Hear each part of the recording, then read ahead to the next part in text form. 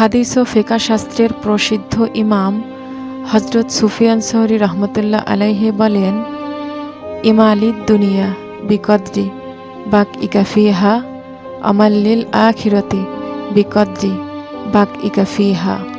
অর্থাৎ দুনিয়ার জন্যে ওই পরিমাণ পরিশ্রম করো যে পরিমাণ সময় তোমাকে এখানে থাকতে হবে, আর পরকালের জন্যেও ওই পরিমাণ পরিশ্রম করো যে পরিমাণ সময় তোমাকে সেখানে থাকতে হবে।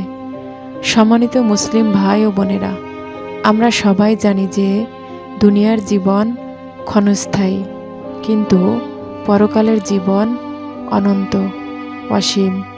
দুনিয়ার ক্ষণস্থায়ী জীবনের জন্যে আমরা সারাক্ষণ ব্যতিব্যস্ত থাকি, কিন্তু পরকালের সীমাহীন জীবনের জন্যে আমরা কি সে অনুপাতে পরিশ্রম করি?